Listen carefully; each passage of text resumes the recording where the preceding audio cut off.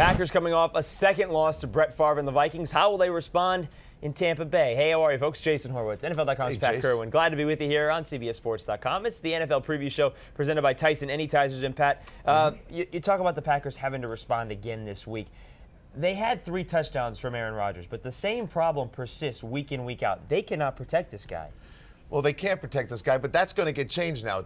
Clifton's going to be back, and they're going to put Tauscher on the field. So the line will be better. And by the way, the Tampa Bay Bucks, they don't have anybody who could start for the Minnesota Vikings up front. Things will be a lot better. The Tampa Bay Bucks are what the doctor ordered. Well, 11 sacks on the season for Tampa Bay, who is 0-7, and the Buccaneers are going with a new starting quarterback in Josh Freeman. They drafted him in the first round. This is the reason they did. You've been saying all along, after the bye week, they'll stick him in there. What are you expecting from him? Well, I like this kid, but he's not ready to play. And so I was a little disturbed that I heard he went home on the bye week. If I was starting my first NFL game, I'd be in there for 2 weeks locking down. But be that as it may, here's what he has. He's a smart kid, and he's got a deep ball arm. And when they put Sims in the lineup a couple years ago, they threw the deep ball. I'm looking for Bryant to come alive here as they run the ball and try to throw it down the field. He's not ready for all the West Coast crossing routes. Well, at the same time, though, Jamarcus Russell's got a deep ball arm, too. You still got to complete it, Pat. I mean, that doesn't mean he can get it there. I like Josh too much for you to compare him to Jamarcus Russell. All right, fair enough. And the offense can't get much worse, 13.7 points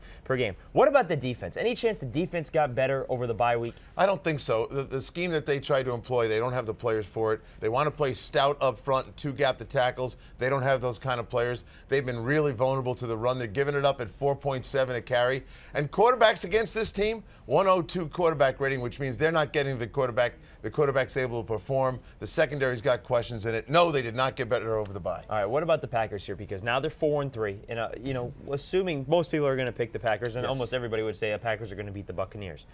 What is their biggest hurdle going forward this season to make the playoffs? Well, they got that win over Chicago. That's money in the bank. Now, they get the Dallas Cowboys and the San Francisco 49ers, who I think these are where the battles for the wild cards are going to come, and they get them both at home. I think they can beat both of those teams. They still control their own destiny, in my opinion. I like this football team. They're just nowhere as good as Minnesota Vikings. But for a wild card, they can beat the teams that they have to do to get in. All right, maybe 9-7? 10-6? I would say 10's going to have to be the number. Right. When you look at 9, you start to realize that you're going to miss. All right, got to go 6-3 then, the final 9 games. We'll see how it plays out. 1 p.m. Eastern. For more on this game, stay right here with CBSSports.com. That'll do it for the NFL preview show presented by Tyson Anytizers, the meaty Good Man Snack. For Pat Kirwan, I'm Jason Horowitz. Take care, folks.